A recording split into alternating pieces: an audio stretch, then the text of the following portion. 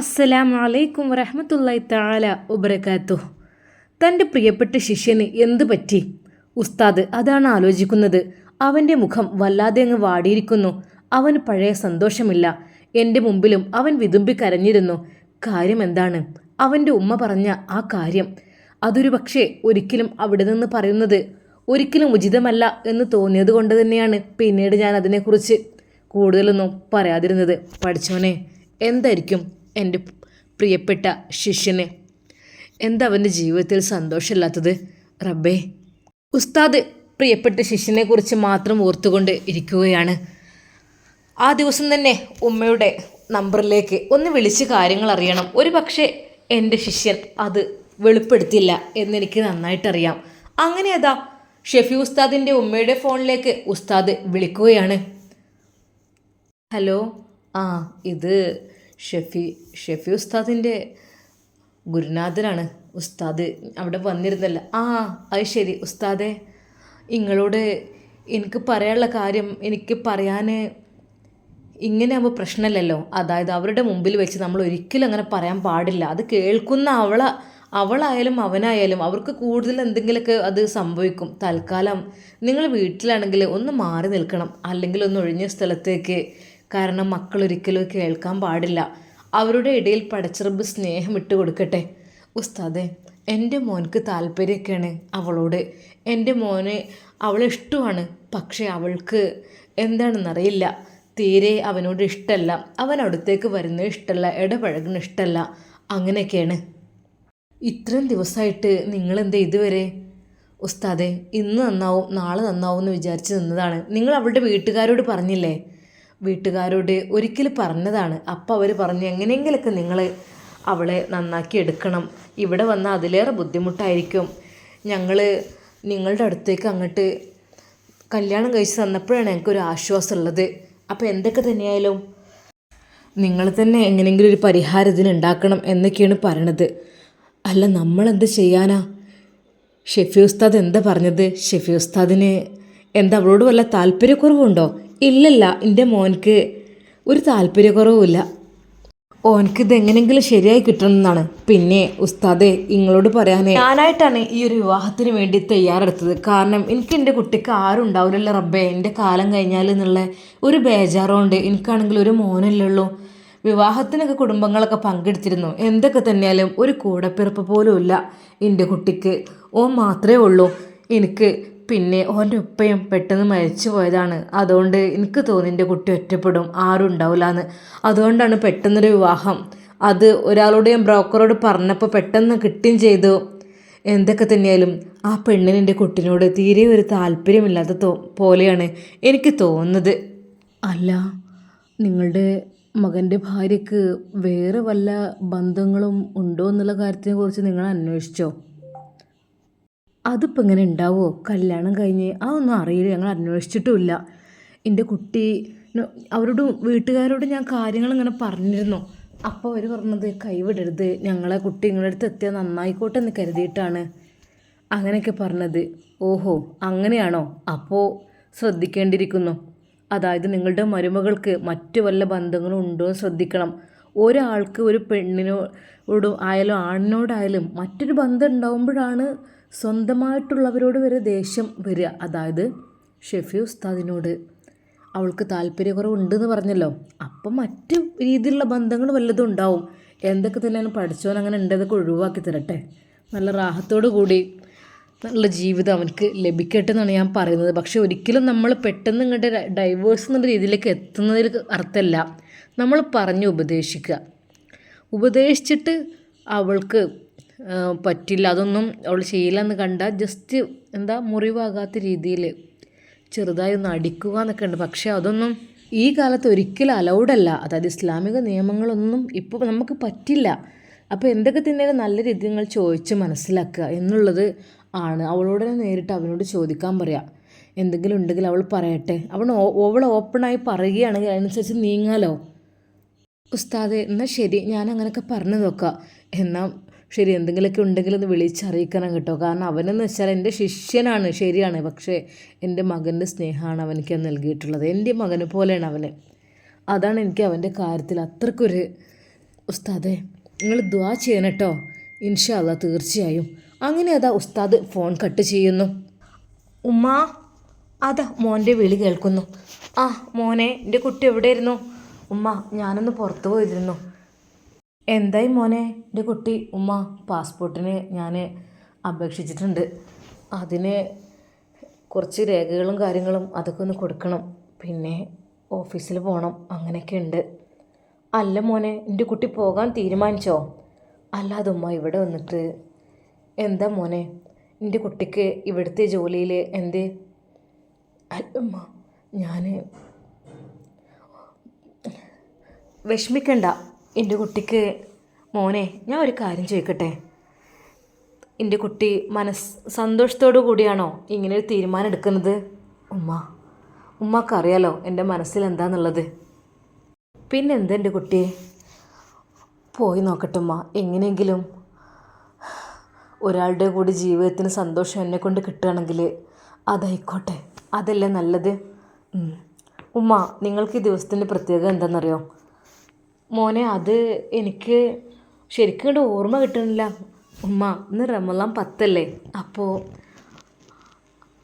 മോനെ ഇന്ന് ഉമ്മ, അതെ, ഖദീജ ബീവിയുടെ, അതായത് മുത്ത് ഹബീബിൻ്റെ പ്രിയ പത്നിയുടെ വഫാത്ത് ദിനാണെന്ന്.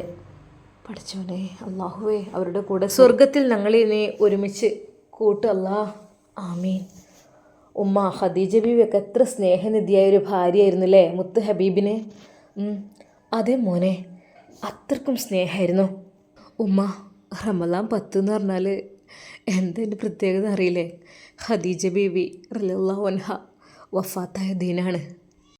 വഫാത്തിൻ്റെ സമയം അടുത്ത സമയത്ത് ഖദീജ ബീവി ഇങ്ങനെ പൊട്ടിക്കരയാണ്. അപ്പം നബിതങ്ങൾ ചോദിക്കുകയാണ്, ഖദീജ, എന്തിനാ നിങ്ങളിങ്ങനെ കരയണത്? നിങ്ങളെന്തിനാ എത്രമാത്രം വേദനപ്പെട്ട് കരയണത്? എന്തിനാ ഖദീജ? അത് കേട്ട് ഖദീജ ബീവി കണ്ണീരോടെ പറയാണ്, തങ്ങളെ, എൻ്റെ പ്രിയപ്പെട്ട തങ്ങളെ, എനിക്ക് മരണത്തെ പേടിയൊന്നുമില്ല. പക്ഷേ ഞാൻ വഫാത്തായി പോയാൽ എൻ്റെ തങ്ങൾക്ക് ആരാ ഉണ്ടാകുക? എൻ്റെ ഹബീബിന് ആരുണ്ടാകും? അതോർത്തിട്ട് മനസ്സ് വല്ലാതെ വേദനിക്കുകയാണ് നബിയെ, എൻ്റെ മുത്ത് നബിയെ. അതാണ് എനിക്ക് വേദന. അങ്ങേ വിട്ടു പോകുന്നത് എനിക്കിഷ്ടമല്ല. ഖദീജ ബീവി ആരായിരുന്നു? നബിതങ്ങൾക്ക് അത്രമേൽ വലുതായിരുന്നു, അത്രമേൽ ഇഷ്ടമായിരുന്നു എല്ലാം കൊണ്ടും. അതാണ് ഖദീജ ബീവി. ഉമ്മ, ഖദീജ ബീവിയൊക്കെ കല്യാണം കഴിക്കുവാൻ ഭാഗ്യം ലഭിച്ച മുത്ത് ഹബീബ് സല്ലല്ലാഹു അലൈഹി വസല്ലം ഭാഗ്യമാണല്ലേ? നേരെ തിരിച്ചും ആ മോനെ അത്രക്കും ഖദീജ ബീവി നബിതങ്ങളെ സ്നേഹിച്ചിരുന്നു. ഒരു ഉമ്മയുടെ സ്നേഹവും ഒരു ഭാര്യയുടെ സ്നേഹവും ഒരുമിച്ച് കൊടുക്കുവാൻ വേണ്ടി കഴിഞ്ഞിരുന്നു. കാരണം എന്താ? ഒരു ഉമ്മയും മകനും തമ്മിലുള്ള വ്യത്യാസം എന്ന് പറഞ്ഞാൽ 15 വയസ്സാണ്. 15 വയസ്സിൻ്റെ വ്യത്യാസമായാൽ ഒരു ഉമ്മയും മകനും തമ്മിലുള്ള വ്യത്യാസമായി. അതേ മാറ്റം തന്നെയാണ് മുത്ത് ഹബീബ് സല്ലല്ലാഹു അലൈഹി വസല്ലമയും ഖദീജ ബീവിയും തമ്മിലുണ്ടായിരുന്നത്. കാരണം 25 വയസ്സായിരുന്നു ഹബീബ് സല്ലല്ലാഹു അലൈഹി വസല്ലമയുടെ കല്യാണം കഴിഞ്ഞപ്പോൾ. എന്നാൽ ഖദീജ ബീവിക്കാണെങ്കിൽ 40. ശരിക്കും ഒരു ഉമ്മയും മകനും തമ്മിലുള്ള വ്യത്യാസമുണ്ട് അവർ തമ്മിൽ. അതുകൊണ്ട് തന്നെ ഉമ്മയുടെയും ഭാര്യയുടെയും സ്നേഹം ഒരുമിച്ച് കൊടുക്കുവാൻ ഖദീജ ബീവിക്ക് കഴിഞ്ഞു. അത് വല്ലാത്തൊരു ആശ്വാസം കൂടിയായിരുന്നു മുത്ത് ഹബീബിന്. ഇതെല്ലാം കേട്ടപ്പോഴും പറയുമ്പോഴും ശരിക്കും ഷെഫി ഉസ്താദിൻ്റെ കണ്ണുകൾ നിറയുന്നുണ്ടായിരുന്നു. അല്ലാഹ്, എത്ര സ്നേഹമുള്ള ഭാര്യ! പഠിച്ചവനെ, എൻ്റെ അവസ്ഥ നോക്കുകയാണെങ്കിൽ ഒരു വാക്കെങ്കിലും, നല്ലൊരു വാക്ക് എന്നോട് പറഞ്ഞിരുന്നെങ്കിൽ എന്നെ കൊതിച്ചു പോവാണ്. എന്തൊക്കെ തന്നെയാലും നബിതങ്ങളുടെ ജീവിതത്തിലെ ഏറ്റവും വലിയ പ്രതിസന്ധിയുള്ള ഘട്ടത്തിൽ, അതായത് അത്രക്കും വിഷമമേറിയ ഘട്ടത്തിൽ മുത്ത് ഹബീബ് സല്ലല്ലാഹു അലൈഹി വസല്ലമയുടെ കൂടെ നടന്നത് ഖദീജ റളിയല്ലാഹു അൻഹയാണ്. എല്ലാത്തിനും മുത്ത് ഹബീബിനോടൊപ്പം. ഒരിക്കൽ മുഹമ്മദ് ദരിദ്രനാണ് എന്ന് ഖുറൈശികൾ ഇങ്ങനെ വിളിച്ചു പോവുകയാണ്. ദരിദ്രനാണ് പോകുന്നത്, അവൻ ദരിദ്രനാണ്, പാവപ്പെട്ടവനാണ് എന്ന് പറഞ്ഞ് കളിയാക്കിക്കൊണ്ടിരിക്കുകയാണ്. എന്നാൽ അത് കേട്ട് ഖദീജ ബീവി റളിയല്ലാഹു അൻഹ ഓടി വരികയാണ് ചെയ്തത്. ഒരു നിമിഷം പോലും പാഴാക്കാതെ അത്രക്കും നബി സല്ലല്ലാഹു അലൈഹി വസല്ലമയെ അവരിങ്ങനെ കളിയാക്കിക്കൊണ്ട് ദരിദ്രൻ, പാവപ്പെട്ടവൻ എന്നൊക്കെ പറഞ്ഞ് കളിയാക്കി നിൽക്കുന്ന സമയത്ത് ഖദീജ ബീവി ഒരു നിമിഷം പോലും പാഴാക്കാതെ ഓടിയെടുക്കുകയാണ് ആ ഖുറൈശികളുടെ അടുക്കലേക്ക്. അവിടെ പോയിട്ട് ധൈര്യപൂർവ്വം വിളിച്ചു പറയാണ്, ആര് പറഞ്ഞു മുഹമ്മദ് ദരിദ്രനാണെന്ന്? ആര് പറഞ്ഞു? ഒരിക്കലുമല്ല. മുഹമ്മദ് നബി സല്ലല്ലാഹു അലൈഹി വസല്ലമ ഒരിക്കലും ദരിദ്രനേ അല്ല. ഇന്നെൻ്റെ അനന്തകോടി സ്വത്തുക്കളെല്ലാം, അതായത് ഖദീജ ബീവിക്ക് കണക്കിലേറെയായിരുന്നു സ്വത്ത്. എന്നെ തിട്ടപ്പെടുക്കാൻ പറ്റാത്ത രീതിയിൽ അനന്തകോടികൾ, അത്രക്കും സ്വത്താണ് ഖദീജ ബീവിക്ക് ഉണ്ടായിരുന്നത്. അതെല്ലാം ഞാൻ മുഹമ്മദിന് വേണ്ടി നീക്കി വച്ചിരിക്കുന്നു. ദരിദ്രനെന്ന് പറഞ്ഞ് ഖുറൈശികൾ ഹബീബിനെ കളിയാക്കിയ സമയത്ത് ഖദീജ ബീവിയാണ് അവിടെ ഓടിയെത്തി ഇക്കാര്യം പറഞ്ഞത്. എൻ്റെ അനന്ത സ്വത്തുക്കളെല്ലാം, അതെല്ലാം ഞാൻ മുഹമ്മദിന് വേണ്ടി നീക്കി വച്ചിരിക്കുന്നു. അങ്ങനെ ആ ഖുറൈശികളുടെ ഇടയിൽ വെച്ച് ഉറക്കെ വിളിച്ച് പറയാണ്. എന്നിട്ട് പറയാണ് മുഹമ്മദ് സമ്പന്നനാണെന്ന് വിളിച്ച് പറയാണ്. അത്രക്കും നബി സല്ലല്ലാഹു അലൈഹി വസല്ലമയുടെ തല താഴ്ത്തുന്നത്, തല കുനിയുന്നത് ഖദീജ ബീവിക്ക് ഇഷ്ടമല്ലായിരുന്നു. അതെല്ലാം എൻ്റെ അനന്തകോടി സ്വത്തുക്കൾ മുഴുവൻ മുഹമ്മദിനുള്ളതാണ് എന്നാണ് ഖദീജ ബീവി പറഞ്ഞത്. അത്രക്കും ഹബീബിൻ്റെ അഭിമാനം കാത്തു സൂക്ഷിച്ചിരുന്നു ഖദീജ ബീവി. ഹബീബിൻ്റെ ജീവിതത്തിൻ്റെ പ്രണയത്തിൻ്റെ ഭാഗമാണ് ഖദീജ ബീവി റളിയല്ലാഹു അൻഹ. ഉമ്മ, ഇന്ന് റമദാൻ 10 ഖദീജ ബീവി റളിയല്ലാഹു അൻഹ വഫാത്തായ ദിവസം. ഹബീബ് എങ്ങനെ സഹിക്കും? എങ്ങനെ സഹിക്കാൻ കഴിയും ഹബീബിന്? അത് പടച്ച റബ്ബ് ഉമ്മ നമ്മയും ഖദീജ ബീവിയുടെ കൂടെ സ്വർഗ്ഗ പൂങ്കാവനത്തിൽ ഒരുമിച്ച് കൂട്ടുവാനുള്ള ഭാഗ്യം പടച്ച റബ്ബ് നമുക്ക് നൽകട്ടെ ഉമ്മ. മോനെ, ആമീൻ ഉമ്മ. അതുകൊണ്ടാണ് ഖദീജ ബീവി അത്രക്കും കരഞ്ഞത്, അല്ലാതെ മരണത്തെ പേടിയില്ലായിട്ടല്ല. എൻ്റെ ഹബീബിനെ ആര് സംരക്ഷിക്കും? എൻ്റെ മുഹമ്മദ് നബിക്ക് ഇനി ആരാ കൂട്ടിനുണ്ടാകുക? അതായിരുന്നു ബീവിയുടെ സങ്കടം. ഉമ്മ, എത്രമാത്രം സ്നേഹമാണല്ലേ ഖദീജ ബീവിക്ക് മുഹമ്മദ് നബി സല്ലല്ലാഹു അലൈഹി വസല്ലമയോട്. അതേ മോനെ, നിനക്കറിയില്ലേ അതൊക്കെ? ഉമ്മ, എനിക്ക് മാത്രം ഒരു ഭാര്യയുടെ സ്നേഹം കിട്ടുന്നില്ലല്ലോ ഉമ്മ. ഉസ്താദ് കരഞ്ഞുകൊണ്ടത് ഉമ്മയോട് പറഞ്ഞപ്പോൾ, മോനെ എല്ലാം ശരിയാവും, പടച്ചവനല്ലേ വലുത്. പിന്നെ മോനെ, നിന്നോട് ഉസ്താദ് കുറച്ച് കാര്യങ്ങൾ സംസാരിക്കുവാൻ വേണ്ടി ആവശ്യപ്പെട്ടിരുന്നു. അതായത് അദ്ദേഹം എന്നോട് കുറച്ച് സമയം ഫോണിലൂടെ സംസാരിച്ചു, നിൻ്റെ കാര്യങ്ങൾ പറയുവാൻ വേണ്ടിയിട്ട്. മോനക്ക് എന്തെങ്കിലും വിഷമങ്ങൾ ഉണ്ടെങ്കിൽ അതൊക്കെ. മോനെ, ഞാൻ ആ കാര്യമെല്ലാം പറഞ്ഞു. ഉമ്മ, ഉസ്താദിനോട് എന്തിനാ ഉമ്മ പറഞ്ഞത്?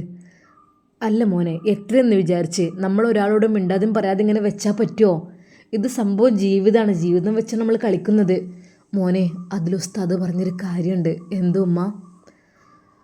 മോനെ, അവൾക്ക് വേറെ വല്ല ബന്ധമുണ്ടോ എന്ന് ചിന്തിക്കാൻ വേണ്ടി, അല്ലെങ്കിൽ അതൊന്ന് നോക്കാൻ വേണ്ടി പറഞ്ഞിട്ടുണ്ട്. ഉമ്മ, ഞാൻ എങ്ങനെ ഉമ്മ അത് അവളോട് ചോദിക്കും? എന്താ മോനെ, നിനക്ക് ചോദിച്ചൂടെ? നിന്നോട് തീരെ താല്പര്യമില്ലാത്തവൾക്ക് നിനക്കെന്തെന്ന് ഒന്ന് ചോദിച്ചൂടെ? അവളോട് ചോദിക്കണം. എന്തെങ്കിലും ഉണ്ടെങ്കിൽ അവൾ തുറന്നു പറയട്ടെ. ഉമ്മയുടെ നിർദ്ദേശപ്രകാരം അന്ന് ഷെഫി ഉസ്താദ് അതാ സീനത്തിൻ്റെ റൂമിലേക്ക് കടക്കുന്നു. സീനത്തെ, എന്താ? സീനത്തെ, എനിക്ക് നിന്നോട് കുറച്ച് കാര്യങ്ങൾ സംസാരിക്കാണ്ട്. എന്താ? എന്നതുണ്ടല്ലോ സംസാരിക്കാൻ വരല്ലേ, എന്താ സംഭവം? അത് ഇന്നിപ്പോൾ നമ്മുടെ വിവാഹം കഴിഞ്ഞിട്ട് കുറച്ച് ദിവസമായി. പക്ഷെ നീ എന്നോട് കൂടുതലായിട്ടൊന്നും സഹകരിക്കേ, എൻ്റെ കൂടെ ഒന്ന് പുറത്ത് പോരെ, ഒന്നും ചെയ്യുന്നില്ല. ഞാൻ ഒരു കാര്യം പറയട്ടെ, നിനക്ക് ഞാനല്ലാതെ മറ്റു വല്ല ബന്ധമുണ്ടോ? നീ എന്നോടെല്ലാം തുറന്നു പറയണം. ദേ, എന്തൊക്കെ നിങ്ങളീ പറയണത്? നിങ്ങൾ അനാവശ്യമൊന്നും പറയരുതിട്ടോ ഒരാളെ കുറിച്ച്. ഇങ്ങനെയൊക്കെ മനുഷ്യന്മാരെ കുറിച്ച് അനാവശ്യം പറയാൻ പാടുണ്ടോ? എനിക്കൊന്നും ഉണ്ടായിട്ടില്ല. നിൻ്റെ ഈ ഒരു എന്നെ എപ്പോഴും ഒരു ഇൻസൾട്ടിങ് കാണുമ്പോൾ, എന്നെ എപ്പോഴും മാറ്റി നിർത്തുന്ന കാണുമ്പോൾ എനിക്ക് എന്തൊക്കെയാണ് തോന്നുകയാണ്. പിന്നെ ഞാൻ എന്താ ഇനി വേണ്ടത്? ഒരു ഭാര്യയും ഭർത്താവും എന്ന് പറഞ്ഞാൽ ഇങ്ങനെയാണോ? ഇങ്ങനെയുള്ള ജീവിതമാണോ വിവാഹം കഴിഞ്ഞാൽ ഉണ്ടാകുക? ദയവായി നിങ്ങൾ എഴുതാപ്പുറം ഒന്ന് വായിക്കല്ലേ. എനിക്കിതിനെക്കുറിച്ചൊന്നും താല്പര്യമില്ല പറയാൻ. ഇതിനെക്കുറിച്ച് ഇന്നൊന്ന് സ്വസ്ഥമായൊന്ന് വിടുമോ? എപ്പോഴും ഞാൻ നിൻ്റെ അടുക്കലേക്ക് വരുമ്പോൾ നീ ഇത് തന്നെയാണ് പറയാനുള്ളത്. എന്നെ സ്വസ്ഥമായി ഒന്ന് പറഞ്ഞേക്കോ വിടുമോ എന്നുള്ളത്. ഞാനെന്താ ചെയ്യുക? ഞാനെന്താ ചെയ്യേണ്ടത്? അത് പറ. ഞാനെന്താ ഇവിടുന്ന് പോയി തരണം അല്ലേ നിനക്ക്? പോയാൽ പിന്നെ വല്ല ആശ്വാസമായിരിക്കും. മറ്റത് എപ്പോഴും നിങ്ങളിങ്ങനെ ഓരോന്ന് ചോദിക്കുന്ന കാണുമ്പോൾ എനിക്ക് ദേഷ്യം പിടിക്കും. അല്ല, ഞാൻ നിന്നോട് കാര്യത്തിൽ ചോദിക്കട്ടെ. നിനക്ക് സത്യമായിട്ടും മറ്റാരുമായിട്ട് ബന്ധമുണ്ടോ? നിങ്ങൾ എന്തിനാ അനാവശ്യമായിട്ട് ഓരോന്ന് ചിന്തിക്കുന്നത്? ഇല്ലെന്ന് പറഞ്ഞില്ലേ, പിന്നെ എന്തിനാ എന്നെ കാണുമ്പോൾ നീ ഫോണ് എപ്പോഴും ഓഫാക്കി വെക്കുകയും ചെയ്യണത്, മാറ്റി വെക്കുകയും ചെയ്യണത്? ഓ, അപ്പം എല്ലാം കണ്ടുപിടിച്ചുല്ലേ? എന്തിനു വേണ്ടിയിട്ടാണ് ഇങ്ങനെ കണ്ടുപിടിക്കുന്നത്? ഓരോരുത്തർക്കും ഓരോ സ്വകാര്യങ്ങൾ ഉണ്ടാവും എന്ന് കരുതിയിട്ട് അത് എല്ലാം ഒരാളുടെ മുമ്പിൽ ഓപ്പൺ ആക്കണം എന്നാണോ പറഞ്ഞതിൻ്റെ അർത്ഥം? ഒരു ഭാര്യയും ഭർത്താവും അവരുടെ ബെഡ്റൂമിൽ അവർക്ക് തമ്മിൽ രഹസ്യങ്ങൾ ഉണ്ടാവില്ല. അവർ രണ്ടുപേരും എല്ലാം തുറന്നു പറയുന്നവരായിരിക്കും. അല്ലാതെ ഒരാൾക്ക് ഇഷ്ടമില്ലാത്ത കാര്യങ്ങൾ അത് മറച്ചു വെക്കുക, അങ്ങനെ ചെയ്യുക, ഇങ്ങനെ ചെയ്യുക, ഒരാൾ വരുമ്പോൾ ഒരു വിമുഖത കാണിക്കുക, അങ്ങനെയൊക്കെ ആകുമ്പോൾ അതിന് ദാമ്പത്യ ജീവിതത്തിനൊരു സുഖം ഉണ്ടാവുമോ? ഉസ്താദ് അല്പം സ്ട്രോങ് ആയിട്ടാണ് അത് പറഞ്ഞത്. എന്തിനിപ്പോൾ വേണ്ടത്? എൻ്റെ ഫോണ് ലോക്കൊന്നുമില്ല നിങ്ങളുടെ മുമ്പിൽ തുറന്നു വെക്കുക എന്നുള്ളതാണോ? അങ്ങനെയൊന്നും ഞാൻ പറഞ്ഞില്ലല്ലോ. ഞാൻ ചോദിച്ചത് നിനക്ക് മറ്റാരുമായിട്ട് എന്തെങ്കിലും ബന്ധമുണ്ടോ എന്നാണ്. ഇല്ലെന്ന് പറഞ്ഞില്ലേ? പിന്നെ ഞാൻ നിന്നെ കൂടുതലായിട്ട് ബുദ്ധിമുട്ടിക്കണില്ല. എന്തൊക്കെ തന്നെയായാലും റമദാനാണ് മാസം. കൂടുതലായിട്ട് ഞാനൊന്നും പറയുന്നുമില്ല. നിനക്ക് എന്നോട് അല്പെങ്കിലും ഒരു ദയുണ്ടെങ്കിൽ നീ അതെന്നോട് തുറന്ന് പറയണം. എന്താ മനുഷ്യൻ നിങ്ങളീ പറയണത്? ഞാനിവിടെ നിൽക്കുന്നത് നിങ്ങൾക്ക് ഇഷ്ടമില്ല എന്നാണ് നിങ്ങളീ പറയണത്? ഞാൻ ഇവിടെ നിൽക്കുന്നത് ഇഷ്ടമില്ല, ഞാൻ പോയിക്കോളാം. നീ അങ്ങനെയൊന്നും പോവില്ല. പെട്ടെന്നാണ് ഉസ്താദിൻ്റെ ഫോണ് ബെല്ലടിക്കുന്നത്. ആരാണ്? നിൻ്റെ വീട്ടിൽ നിന്നാണ്. എടുക്കണോ? എടുക്കാതിരിക്കുക, എന്തേ ചെയ്തോളൂ, എനിക്കിപ്പോൾ എന്താ? ഹലോ മോനെ ഷെഫി, അസ്സലാമു അലൈക്കും. ഞാൻ അവളുടെ ഉപ്പയാണ് മോനെ. ഉപ്പ മനസ്സിലായി. പിന്നെ മോനെ നോമ്പ് തുറക്കാൻ മോനും അവളും വരണമെന്ന്, ഉമ്മയും കൂട്ടി വരണം. അതാണ് ഞാൻ ആഗ്രഹിക്കുന്നത്. പിന്നെ വീട്ടുകാരെയും കുടുംബങ്ങളൊക്കെ ഉണ്ടെങ്കിൽ അവരും കൂട്ടി പോകുന്നോളൂ, അതായിരിക്കും നല്ലത്. അപ്പോൾ പറ്റുന്നുണ്ടെങ്കിൽ നമുക്ക് അധികം വൈകാതെ നിങ്ങൾക്ക് പറ്റുന്ന ഡേറ്റ് പറഞ്ഞാൽ നമുക്ക് അന്നാക്കാം. എന്തേ? ഞാൻ അവളുടെ അടുക്കൽ ഫോൺ കൊടുക്കുക. എന്നടേ ഫോണ്. ഹലോ. അപ്പാ എന്താണ്? മോളെ, നിങ്ങൾക്ക് എന്നാ സൗകര്യപ്പെടുന്നൊരു ദിവസം അന്ന് നിങ്ങളൊന്ന് നോമ്പ് തുറക്കാൻ വരേണ്ടിയിരുന്നു. എന്തിനാ അപ്പം നോമ്പ് തുറപ്പിക്കലൊക്കെ ഉണ്ടാക്കണേ? ഇവിടെ നിന്നോളാം. അവിടെ ഇങ്ങനെ വന്ന് പോകാനൊക്കെ ബുദ്ധിമുട്ടാണ് മോളെ. അത് പറഞ്ഞാൽ പറ്റില്ല, ആദ്യത്തേതാകുമ്പോൾ അതിൻ്റേതായ മാനമര്യാദയിൽ നടത്തണം എല്ലാ കാര്യങ്ങളും. മാനമര്യാദ എന്താന്നില്ലേ? എനിക്കിഷ്ടമില്ലാതെ കുറേ മാനമര്യാദ നടത്തിയിട്ട് വലിയ കാര്യമാണ് മോളെ. എന്താ ഇങ്ങനെ? ഇപ്പോൾ എൻ്റെ സ്വഭാവം ഈ മാറ്റാനായിട്ടില്ലേ? എന്ത് സ്വഭാവം മാറ്റാൻ? എൻ്റെ സ്വഭാവം മാറുന്നില്ല. സീനത്ത് ദേഷ്യത്തിൽ തന്നെയാണ് പറഞ്ഞത്. പെട്ടെന്ന് ഉമ്മാക്ക് ഫോൺ കൊടുത്തു. എന്നാ എൻ്റെ മോളിതാ. ഹലോ മോളെ, എന്നാ നിങ്ങൾക്ക് വരാൻ പറ്റുക? അന്നൊന്ന് വരുമോ? നോമ്പ് തുറന്നിട്ട് പോവാലോ. എന്തിനപ്പോൾ നോമ്പ് തുറപ്പിക്കലൊക്കെ നിങ്ങളോട് ഉണ്ടാക്കാൻ പറഞ്ഞത്? ഞാൻ പറഞ്ഞങ്ങളോട് ഈ പറഞ്ഞും പറയാത്തതല്ലല്ലോ. അങ്ങനെയൊക്കെ ഉണ്ടേ. അത് കല്യാണം കഴിഞ്ഞാൽ ആദ്യത്തെ നോമ്പിനൊക്കെ പുതിയാപ്പിളാരെ വിളിക്കലാണ് ഇങ്ങോട്ട്, അവരുടെ ഫാമിലിനൊക്കെ. അതൊന്നും വേണ്ട. അതെന്താ മോളെ? ഷെഫി ഇവിടെ ഗൾഫ് പോകാൻ വേണ്ടി നിൽക്കുകയാണ്. ഇനിയിപ്പോൾ അതിൻ്റെ ഇടയിൽ നോമ്പ് തുറ. ഗൾഫ് പോവേ? അതെന്തത്ര പെട്ടെന്ന്? ഹേയ്, എന്തിനാ ഗൾഫ് പോണത്? ഓനിവിടെ നല്ല ജോലിയൊക്കെ ഇല്ലേ? പിന്നെന്താ? ഇവിടുത്തെ ജോലി ഉസ്താദല്ലേ. നിങ്ങളെല്ലാവരും കൂടി എന്നെ ഉസ്താദിനെ കൂടെ കെട്ടിപ്പിച്ചില്ലേ? ഞാനായിട്ടതങ്ങ് മാറ്റിയെടുക്കും. ഞാനങ്ങോട്ട് ഗൾഫിക്ക് വിടുകയാണ്. അല്ലാതെ ഇവിടെ അങ്ങ് നിർത്തിയാൽ ശരിയാവില്ല. ഈ ഒരു കുറഞ്ഞ ശമ്പളത്തിൽ ജീവിച്ചിട്ട് എന്ത് കാര്യമാണ്? എനിക്ക് നാണക്കേടാണ് എൻ്റെ ഹസ്ബൻഡ് ഉസ്താദ് എന്നൊക്കെ പറയുമ്പോൾ. എനിക്കിഷ്ടേ ഇല്ല. എൻ്റെ ഫ്രണ്ട്സുകളൊക്കെ ചാറ്റ് ചെയ്യുമ്പോഴൊക്കെ എന്നോട് ചോദിക്കും, എന്താ നിൻ്റെ ഹസ്ബൻഡ് പ്രഭാഷണം കഴിഞ്ഞ് വന്നോ, അങ്ങനെ ഇങ്ങനെയൊക്കെ ചോദിച്ചിട്ട് എല്ലാവരും എന്നെ കളിയാക്കുകയാണ് ബീവി എന്നൊക്കെ പറഞ്ഞിട്ട്. എനിക്ക് ഇഷ്ടം തന്നെയില്ല. അപ്പം ഞാനായിട്ട് തന്നെ അങ്ങോട്ട് പറഞ്ഞ് ഒഴിവാക്കുകയാണ് മൂപ്പരെ, അങ്ങോട്ട് വിടുകയാണ്. എന്താ പെണ്ണെ ഈ പറയണത്? നിങ്ങളെല്ലാവരും കൂടെ ഇഷ്ടമില്ലാത്തൊരു ബന്ധത്തിന് എന്താടി ഓനക്കൊരു കുറവ്? ഓൻ എന്തൊരു സൗന്ദര്യമുള്ള മോനാ, ദീനീബോധമുള്ള മോനാ. പൊന്നു മോളെ ഓർത്തോ, ഇവൻ്റെ കൂടെ ഈ ജീവിതം നീ ജീവിച്ചില്ലെങ്കിലേ നിനക്ക് പിന്നെ നരകമായിരിക്കും കേട്ടോ. നരകം പോലത്തെ ജീവിതമായിരിക്കും. എന്തിനാണ് വെറുതെ? അതൊന്നും എനിക്കറിയണ്ട. എനിക്ക് താല്പര്യം, ഞാൻ ഇവിടെ നിൽക്കണേ കുഴപ്പമില്ല, പക്ഷേ ആ ഒരു ഉസ്താദ് എന്നുള്ളൊരു സംഭവത്തിനും എനിക്ക് താല്പര്യമില്ല. അതുകൊണ്ട് തന്നെ ഗൾഫിക്ക് പറഞ്ഞു വിടുകയാണ്. മോളെ എന്തായാലും വേണ്ടില്ല, നോമ്പുതുറൻ്റെ അത് നിങ്ങൾ ഉമ്മാൻ്റെ അടുത്തൊന്നും ഫോൺ കൊടുക്കുമോ? ഉമ്മാൻ്റെ അടുത്തൊന്നും ഞാൻ ഫോൺ കൊടുക്കില്ല. പെട്ടെന്നതാ അവൾ ഫോൺ കട്ട് ചെയ്യുന്നു. ഷെഫി ഉസ്താദ് അത് ശ്രദ്ധിച്ചു. ഹോ, അപ്പോൾ ഇപ്പോൾ കാര്യങ്ങളൊക്കെ ഏകദേശം മനസ്സിലായി. അപ്പോൾ അവളെ വെച്ച് കെട്ടിയതാണ് ഈ ഒരു കല്യാണത്തിന് വേണ്ടിയിട്ട്. അല്ലാതെ എന്തിനാ റബ്ബേ, എന്തിനാണ് എന്നെ ഇതിലേക്ക് ബലിയാടാക്കിയത്? ഇഷ്ടമില്ലാത്തത് ആ പെണ്ണിനെ തുറന്ന് പറഞ്ഞുവിടായിരുന്നോ എന്നോട്? ഞാൻ കാണാൻ പോയിരുന്നല്ലോ, അന്ന് പറഞ്ഞുവിടായിരുന്നു അവൾക്ക്. അവളൊന്നും പറഞ്ഞില്ല. ഇപ്പോൾ വീട്ടിലെത്തിയതിന് ശേഷം എല്ലാ നിക്കാഹും കല്യാണമൊക്കെ കഴിഞ്ഞതിന് ശേഷം റബ്ബേ ഇങ്ങനെ ഓരോ അതാപ് വന്നത്. റഹ്മാനെ, എന്താ ഇപ്പം ഞാൻ ചെയ്യുക? കണ്ടില്ലേ, ഞാനവിടെ നിൽക്കണ ഇഷ്ടമല്ല, ഗൾഫിക്ക് കയറ്റി വിടുകയാണല്ലോ. ഇനി ഒരിക്കലും അവളുടെ കൂടെ ഇങ്ങനെ യാചിച്ച് നിൽക്കുന്നത് ശരിയല്ല. ഷെഫി ഉസ്താദിന് മനസ്സിലായി. അവൻ പെട്ടെന്ന് തന്നെ അതാ റൂമിൽ നിന്നിറങ്ങുന്നു. ഉമ്മ, ഞാൻ പോവാണ് പള്ളിക്ക്. മോനെ, അതെന്താ, റമദാനിലെ ക്ലാസ് ഒന്നുമില്ലല്ലോ? ക്ലാസ്സിലായിട്ടൊന്നുമല്ല, ഇനി ഇവിടെ നിൽക്കുന്നത് ശരിയല്ല ഉമ്മ. അതെന്തേടാ? ഞാൻ അവിടെ എന്തെങ്കിലും ഓൺലൈൻ ക്ലാസ്സോ കാര്യങ്ങളോ അങ്ങനെയൊക്കെ നോക്കിയിട്ട് അവിടെ പള്ളിയിൽ നിൽക്കുകയാണ് നല്ലത്. എന്താ മോനെ ഈ പറയണത്? നോമ്പിന് എല്ലാ കൊല്ലം ഉസ്താദ്മാർക്ക് ലീവല്ലേ? അവർ വീട്ടിൽ നിൽക്കേണ്ട സമയം നോമ്പിന് മാത്രമല്ലേ ഉള്ളൂ, ബാക്കി എന്നും വർക്ക് തന്നെയല്ലേ? ശരിയാണ് ഉമ്മ, നമ്മൾ ഇഷ്ടമില്ലാത്ത പോലെ അടുത്ത് എന്തിനാണ് നിൽക്കണത്? എന്തെൻ്റെ കുട്ടി പറയണത്? അതേ ഉമ്മ, എന്നെ അവിടെ എന്നെ ഗൾഫിലേക്ക് പറഞ്ഞേക്കാൻ വേണ്ടി നിൽക്കണം. എനിക്ക് ഇഷ്ടമല്ല ഉസ്താദുമാരെ, അതൊക്കെയാണ് പറഞ്ഞത്. ഓളുമ്മാനോടും ഉപ്പാനോടും ഓല് നോമ്പ് തുറക്ക് വേണ്ടി വിളിച്ചതാണ്. ഇവള് പറഞ്ഞത് ഞങ്ങൾ വരൂല എന്നുള്ളത് തന്നെയാണ്. എന്താ ഉമ്മ അങ്ങനെ വാശിയും വൈരാഗ്? വീട്ടുകാരോടും എന്നോടുമാണ് ദേഷ്യം വാശിയൊക്കെ. എന്ത് കാരണത്തിന് എനിക്കറിയുന്നില്ല, എന്നോടൊന്നും പറയണില്ല. ഞാൻ കുറേ ചോദിച്ചു. എന്താ ഉമ്മ ഞാൻ ചെയ്യാം? ഉമ്മക്ക് ശരിക്കും മനസ്സിലായി തുടങ്ങി. പഠിച്ചോനെ, ഈ പെണ്ണ് വേറെന്തിനോ വേണ്ടി ഒരുങ്ങി നിൽക്കണ്. അല്ല, എൻ്റെ കുട്ടിയെ കാക്ക്. ഉമ്മ എന്തായാലും വേണ്ടില്ല, ഇനി അവിടെ നിൽക്കണം ഒട്ടും ശരിയല്ല. ഞാൻ പോവാം കേട്ടോ ഗൾഫിക്ക്.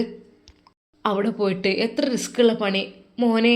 അപ്പം എൻ്റെ കുട്ടിക്ക് മദ്രസ പഠിപ്പിക്കലും പള്ളിയുള്ള ജോലിയൊക്കെ ഒഴിവാക്കണോ? അല്ല ഉമ്മ, എന്ത് ചെയ്യുക? വീട്ടിലെത്തുമ്പോൾ ഇങ്ങനെ കനത്ത മുഖമാണ് കാണുന്നത്, പിന്നെ എന്നോട് ശബ്ദത്തിൽ സംസാരവും. അപ്പോൾ ഓരോരുത്തർക്കും ഇഷ്ടപ്പെട്ട രീതിയിൽ ജീവിക്കണമെങ്കിൽ ഞാൻ ഇവിടുന്ന് പോയാൽ മതിയാവും. എൻ്റെ കുട്ടി എവിടേക്കാ പോണത്? ഉമ്മ പാസ്പോർട്ടിന് കൊടുത്തല്ലോ, വൈകാതെ വിസ അടിക്കും. അങ്ങനെ ഞാൻ പോവും ഉമ്മ. എവിടെയെങ്കിലുമൊക്കെ പോയി കഷ്ടപ്പെട്ട് ജോലി ചെയ്യണം, അത്രേ ഉള്ളൂ. പണം ഉണ്ടാക്കണം. ഈ ഒരു ഇസ്ലാമികമായ ചുറ്റുപാടിൽ ജീവിക്കുന്നത് അവൾക്ക് ഇഷ്ടമല്ലത്രേ. മോനെ, ഒരു പെണ്ണിന് വേണ്ടി എൻ്റെ കുട്ടി ആ ഒരു ജോലി ഒഴിവാക്കണോ? ഉസ്താദ് തല താഴ്ത്തി. അവൻ്റെ കണ്ണുകൾ നിറയുന്നത് ഉമ്മ ശ്രദ്ധിച്ചു. മോനെ, കരയണ്ടടാ, എൻ്റെ കുട്ടി കരയണ്ട. പഠിച്ചോനല്ലേ വലുത്, എല്ലാത്തിനും ഒരു പരിഹാരം ഉണ്ടാവും. ഉമ്മാൻ്റെ കുട്ടിക്ക് ഹയർ ഏതാന്ന് വെച്ചാൽ അത് നടക്കട്ടെ. ഉമ്മ ഞാൻ പോട്ടെ കേട്ടോ. മോനെ, എൻ്റെ കുട്ടി അങ്ങനെയാണെങ്കിൽ പൊയ്ക്കോ. അവൾ നിൻ്റെ കൂടെ ജീവിക്കാൻ താല്പര്യമില്ലെങ്കിൽ പിന്നെ എന്തിനാ റബ്ബേ ഇവിടെ നിൽക്കുന്നത്? ഞാനെന്തൊക്കെ തന്നെയായാലും അവളോട് ചോദിക്കട്ടെ. ഉമ്മ വേണ്ട തൽക്കാലം. മോനെ, അത് പറഞ്ഞാൽ പറ്റില്ല, കാര്യങ്ങൾ ചോദിക്കാഞ്ഞാലേ അതിനും വലിയ പ്രശ്നമാവും. അങ്ങനെ അതാ ഉമ്മ അവളുടെ റൂമിനടുത്തേക്ക്. സീനത്തെ ആ എന്തേ? എന്താ സീനത്തെ മോളെ, ഇത്രയും ദിവസമായി നിങ്ങളുടെ വിവാഹം കഴിഞ്ഞിട്ട്, എന്താ നിനക്ക് അവനോടൊരു താല്പര്യക്കുറവുണ്ടോ? താല്പര്യക്കുറവുണ്ടെന്ന് ഇപ്പോൾ ആരാ പറഞ്ഞത്? ഞാൻ പറഞ്ഞോ താല്പര്യക്കുറവുണ്ട് എന്നുള്ളത്? എന്താ മോളെ നീ ഇങ്ങനെ, എന്താ നിങ്ങളീ പറയണത്? എനിക്കൊന്നും മനസ്സിലാണില്ല നിങ്ങളെ ഭാഷ. മരുമകൾ അറിയാത്ത രീതിയിൽ അതാ നിൽക്കുകയാണ്. അതെ, എൻ്റെ മോൻ്റെ ഭാര്യയായിട്ട് ജീവിക്കാനാണ് അന്നിങ്ങോട്ട് കെട്ടിക്കൊണ്ടുവന്നത്. അല്ലാതെ എൻ്റെ മോനോട് മിണ്ടാതെയും പറയാതെയും നിന്ന് മറ്റുള്ളവരോട് കോണ്ടാക്റ്റും കാര്യങ്ങളായി നിൽക്കാനേ അതിവിടെ പറ്റൂല. എന്താ ഉമ്മ നിങ്ങളീ പറയണത്? നിങ്ങളൊരു ഉമ്മയാണോ അങ്ങനെയൊക്കെയാണല്ലോ ഉമ്മാനെ സംസാരിക്കല്? മോളെ, ഞാൻ കാര്യം പറയാണ്, എൻ്റെ കുട്ടിക്ക് വിഷമമുള്ള സംഭവമാണ് ഇവിടെ നടക്കുന്നത്. എന്താണ് സംഭവം? അവൾ അറിയാത്ത രീതിയിൽ ചോദിക്കുന്നു. മോളെ, നീ കരുതി കൂട്ടിക്കൊണ്ട് അങ്ങനെ ഓരോന്ന് പറയാൻ നിൽക്കണ്ട. എന്തൊക്കെ തന്നെയാലും എൻ്റെ മോനെന്ന് വെച്ചാൽ അത്രയും കഷ്ടപ്പാടിൽ വളർന്നാണ്. എൻ്റെ കുട്ടിക്ക് ബാപ്പ പോലുമില്ല. ഞാനായിട്ട് എൻ്റെ കുട്ടിക്കൊരു കല്യാണം കഴിപ്പിച്ച് കൊടുത്തത്. അപ്പം നീ അവനോട് സഹകരിക്കണില്ലെങ്കിൽ പിന്നെ എന്താ നിങ്ങളുടെ ദാമ്പത്യ ജീവിതത്തിൻ്റെ അർത്ഥമുള്ളത്? ഉമ്മ ചോദിച്ച ആ ഒരു ചോദ്യത്തിന് മുമ്പിൽ അവൾക്കൊന്നും മിണ്ടാനുണ്ടായിരുന്നില്ല. പറയേ സീനത്ത് പറ, എന്താണ് നിങ്ങളെ ജീവിതത്തിനർത്ഥം? എൻ്റെ കുട്ടിയെ നീ ഗൾഫിലേക്ക് പറഞ്ഞേക്കാൻ വേണ്ടി ധൃതി കൂട്ടുന്നുണ്ട്. പക്ഷേ എന്താ, നിങ്ങൾക്ക് ജീവിതം വേണ്ടേ? എൻ്റെ കുട്ടിക്കൊരു ജീവിതത്തിന് വേണ്ടിയിട്ടാണ് ഞാൻ വിവാഹം കഴിപ്പിച്ചത്, അല്ലാതെ ഗൾഫിലേക്ക് പറഞ്ഞേക്കാനല്ല. ഓനക്കൊരു ജീവിതം വേണം, അതിനൊരു പെണ്ണ് അത്യാവശ്യമാണ്. പെണ്ണില്ലാതെ എന്ത് ജീവിതം? അങ്ങനെയാണെങ്കിൽ എന്തിനാണ് ഞാൻ ഓനെക്കൊണ്ട് പെണ്ണ് കെട്ടിപ്പിച്ചത്? അങ്ങനെ ഒറ്റക്ക് നിർത്തിയാൽ പോരെ? എൻ്റെ കുട്ടിക്ക് അതിനുള്ള സമയം അയക്കണേ, എനിക്ക് മനസ്സിലാക്കണേ. അപ്പോൾ ആ സമയമായപ്പോൾ അവനെ ഞാൻ വിവാഹം കഴിപ്പിച്ചു. പക്ഷെ നീ ഒന്നിനും സഹകരിക്കണില്ല, അവനോട് മൈൻഡ് ചെയ്യുന്നില്ല എന്ന് പറഞ്ഞാൽ എന്താ ഇപ്പം ഇതിൻ്റെയൊക്കെ അർത്ഥം? അതെ, നിങ്ങൾ എന്നെ വല്ലാതെ ഇങ്ങനെ ദേഷ്യം പിടിപ്പിക്കണ്ട കേട്ടോ. ഇതൊക്കെ പീഡനത്തിൻ്റെ വകുപ്പിൽ പെടും. ഉമ്മയും മോനോ അഴി എണ്ണേണ്ട അവസ്ഥയായിരിക്കും. ഇതൊക്കെ പീഡനം തന്നെയാണ്. ഇങ്ങനെ ഒരു മരുമകൾ എങ്ങനെ വീട്ടിലിട്ട് പറയാൻ പാടുണ്ടോ ഓരോന്ന്? മരുമകളുടെ ആ ഒരു വാക്ക് കേട്ട് ഉമ്മ ശരിക്കും ഞെട്ടി. പഠിച്ചോനെ, ഇത് പിടിച്ചാൽ കിട്ടുന്ന സൈസല്ല കേട്ടോ, ഇത് മുന്തേനാണ്. എന്തൊക്കെയാണ് ഇവിടെ തൊള്ളിന്ന് വരുന്നത് റബ്ബേ? ഉമ്മ വരെ ആകെ ഭയന്നു പോയി മരുമകളുടെ സംസാരം കേട്ടിട്ട്. ഇൻഷാ അല്ലാ, നമുക്കിതിൻ്റെ ബാക്കി ഭാഗം നാളെ കാണാം. അതുവരേക്കും എല്ലാവർക്കും അസ്സലാമു അലൈക്കും വറഹ്മത്തുള്ളാഹി തആല വബറകാതുഹു.